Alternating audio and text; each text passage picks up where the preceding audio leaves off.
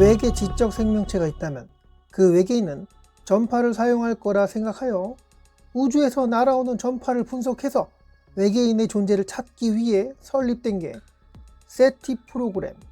1896년 니콜라 테슬라가 외우주 전파를 수신해 분석하면 외계 문명의 존재를 찾을 수 있다고 제안하였는데, 그렇게 세티 프로그램은 실행이 되었고 삼체 영화에서 나온 것처럼 우주의 전파를 수신하여 우리도 여기 있으니 여기 어서 놀러 오세요. 자, 괴소리 시작해볼게. 우주에서 날아온 전파를 파악하여 외계 문명이 있는지 알아내려는 노력. 그래, 좋다 이거야. 1977년 보이저 1호와 2호에 지구별의 각종 정보와 인류에 대한 내용을 담은 LP 디스크를 실어서 우주로 떠나보냈다. 이거 말고도 몇 대 더 이런 짓을 했다고 하는데, 우주로 지구의 문명에 대한 정보를 왜 뿌리는 걸까? 누군가 알아봐서 지구별로 와주길 바래서 그런 걸까? 심심해서? 그런 계획을 실행했던 이들은 과연 인간들일까? 아니면 외계인일까?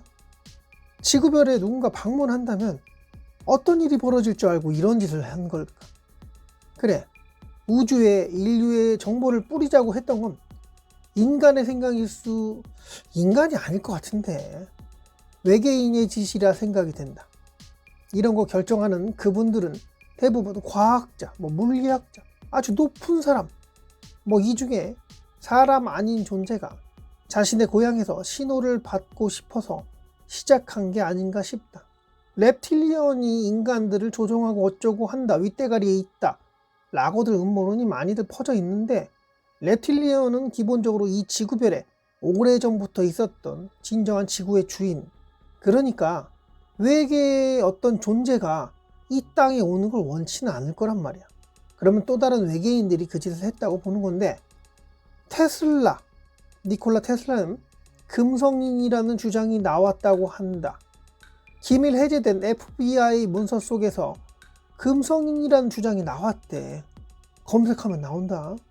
아무튼 이 금성인이 자신의 고향으로 돌아가기 위해서 세티 프로그램을 돌렸다? 이게 맞는 걸까? 어둠의 숲 가설. 우주의 서로 다른 문명들은 자신 이외의 다른 문명에게 발견되기를 극도로 꺼리며 되도록 자신의 존재를 숨기기 위한 그런 노력을 하며, 만약에 먼저 누군가가 발견하게 되면 발견한 쪽이 발견된 쪽을 선박을 원칙으로 해야, 그래야 승리할 가능성이 높기 때문에 먼저 공격하게 될 것이고, 이렇게 공격해서 승리하였다고 하더라도 전쟁의 소음, 파장, 전파 이런 걸로 그들보다 더 발전된 문명, 그런 고도로 발달된 과학 문명을 가진 그런 문명이 얘네 봐라, 이거 얼씨구 날로 먹을 수 있겠다, 그렇게 전투적인 문명들을 공격하지 않을까? 또 그렇게 공격한 문명을 또 다른 문명이 공격을 하고, 그렇게 공격하고 있는 문명을 또 다른 문명이 공격하고, 그래서 함부로 공격하지 않고 꼭꼭 숨어있는 이유에 대한 내용인데, 이게 맞든 안 맞든 간에 우주에 지적 생명체가 있다는 것을 전제로 우주에 뭔가를 날려보낸다면 그 우주의 생명체가, 지적 생명체가 그것을 보고 지구로 놀러 왔는데, 인간들이 자신의 종족과 거의 흡사한 DNA를 가진 생물을 요리해서 먹고 있는 것을 알게 된다면 무슨 일이 벌어질까? 옛날에 대륙을 발견했던 콜럼버스, 그쪽에 있는 원시 부족들이 인간을 잡아먹는 풍습이 있었다고 해보자. 그러면 어떻게 바라보겠니? 그 오래전에 미생물부터 작은 벌레가 되어 이제는 작은 동물이 되고, 물속에서 헤엄치던 그 작은 동물이 팔다리가 우연히 생겨나 땅을 기어다니는 동물이 되어 그렇게 한참을 지내면서 유인원까지 되었고, 이렇게 AI까지 만들 정도로 발달한 문명을 이룩한 인간이 되었다. 이거 믿겨지는 거? 식물이 있어서 낮에는 인간들이 내뿜는 이산화탄소를 빨아들이고, 물론 밤에는 인간처럼 산소를 빨아들이긴 하지만 낮에 빨아들이는 이산화탄소의 양에 비해 터무니없이 적었으니 인간들과 여러 생물들이 산소 부족으로 질식하지 않고 살아간다. 이렇게 정교한 시스템을 갖추는 게 이게 그냥 우연히 진화되고 어쩌고 해가지고 맞았던 걸까?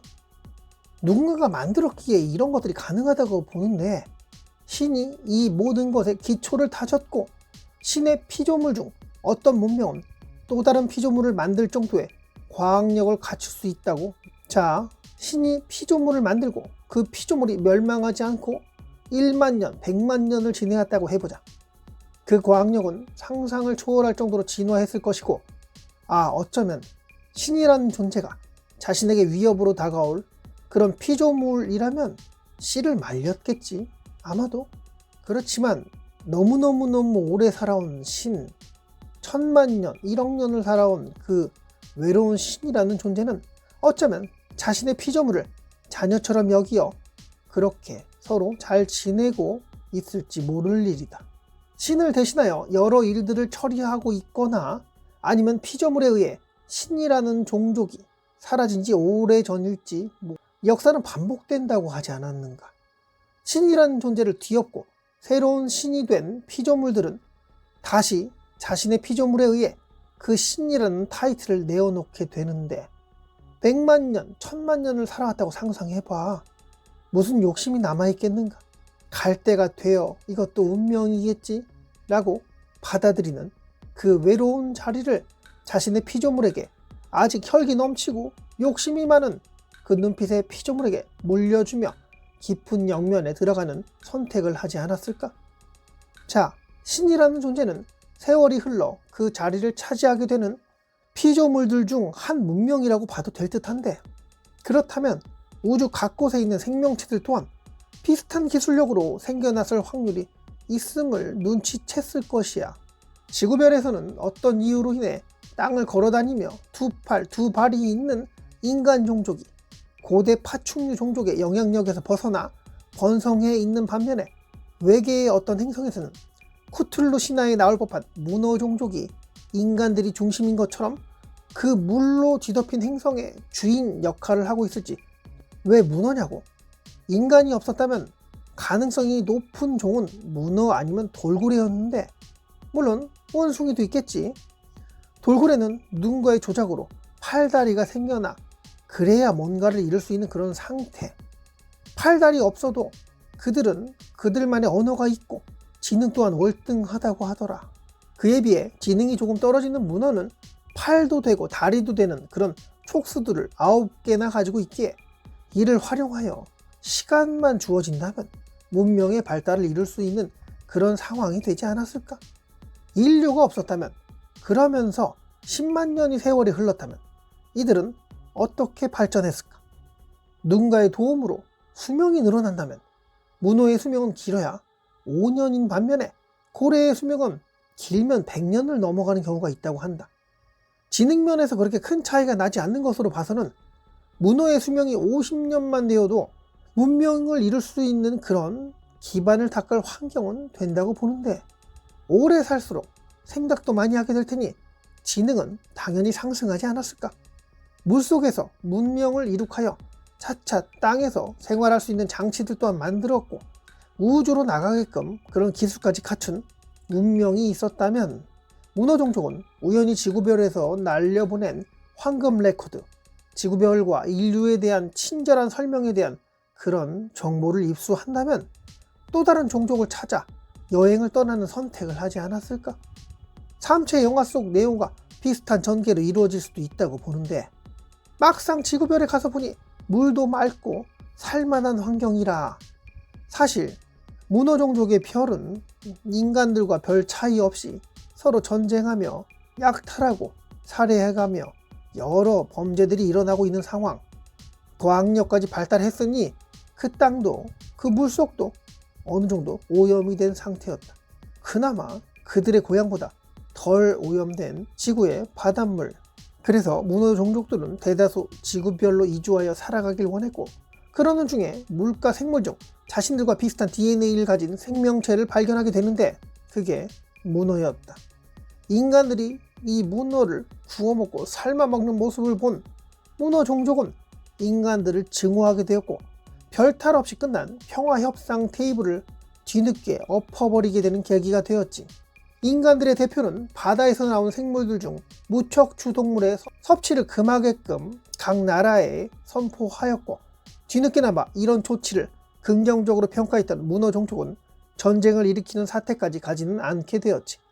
그러나 보이지 않는 곳에 구멍이 생겨난 것은 인간들이 자신들과 거의 흡사한 DNA를 가진 생물체를 섭취하였다는 사실을 알게 된 급진주의자들 일부는 형제들의 보복이랍시고 인간들 몇몇을 납치하여 식량으로 삼는 그런 범죄도 벌였는데, 이때 그 맛을 잊지 못했으므로 소리 소문 없이 사라지는 사람들이 꽤 생겨나곤 했어.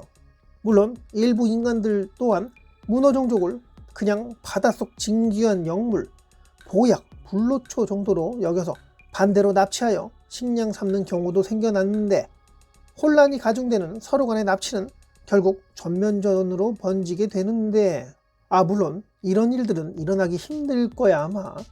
인간과 DNA가 거의 흡사한 원숭이를 외계인이 잡아먹었다고 해서 인간들이 크게 분노하는 일은 없을 거 아닌가.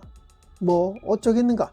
우주 먼 어떤 행성에서 엄청난 과학력을 살려서 이 변두리 지구 행성까지 온 존재들은 인류보다 월등한 과학력을 가졌다는 것은 당연한 일이 아닐까 싶은데, 지구별에 외계의 어떤 존재가 방문한다면 공격하지 말고 잘 달래서 다시 본인들의 행성으로 보내는 쪽으로 가야 할지, 아니면 이 땅에 눌러 살게끔 더 구슬려서 원하는 것을 주면서 지내는 쪽으로 가야 할지, 이 둘 중에 하나를 선택해야 할 것 같은데, 총 공격하여 즉사시킨다?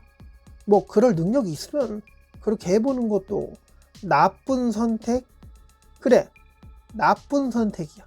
결국은 인류를 파멸로 몰고 갈 수 있는 행위. 바다에서 상어에게 공격을 당해 인간들이 죽었다 라고 하면 그 바닷가 근방의 상어들은 씨가 마를 정도로 공격을 받을 수 있다.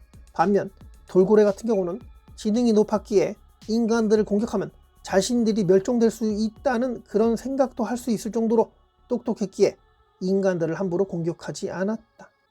이처럼 돌고래보다 똑똑한 인간은 그렇게 외계에서 온 이방인을 함부로 공격하여 살해하지는 않을 것이라 판단되는데, 그들이 우주선에서 내려서 평화협상장으로 다가갈 때 그들의 우주선에 핵미사일을 쏜다면 과연 우주선은 파괴되고 그 외계인들은 어떤 타격을 입긴 할까? 인간들과 소통할 때 그들은 인간들이 자신들에게 위협을 느껴 공격하려는 의도를 전혀 눈치채지 못했을까? 지능도 월등할 테고 과학력은 더 뛰어날 텐데, 그러니 공격해서 어떻게 해보려는 시도는 인류를 공경에 빠뜨리려는 행위, 뭐 인류를 망하게 하기 위해서 또 다른 외계인들이 이런 짓을 벌일지 또 모를 일이지만, 아무튼 이런 비슷한 행위를 저지른 누군가는 지구별과 인류의 정보를 지속적으로 우주 어딘가에 보내고 있는, 예전에도 그랬고 지금도 그렇고 앞으로도 누군가는 그런 행위를 하지 못하게끔 노력은 하겠으나, 지구별의 평화를 위협할 만한 이 별의 인간들의 번성을 원치 않는 존재들은 지속적으로 우주로 나갈 준비를 할 것이며, 어떻게 해서라도 또 다른 외계 종족을 이 땅에 불러들이는 그런 노력을 하게 될지 답답하긴 한데 뭐 어쩌겠는가. 내용이 너무 뒤죽박죽이네. 여기까지 할게. 의견이 있거나 궁금한 거 있으면 댓글에 좀 남겨주세요. 그러면 다음 영상 제작에 큰 도움이 될 것 같아요. 지금까지 괴고리의 새손가락 TV였고요. 오늘도 영상 이렇게 봐주셔서 감사합니다.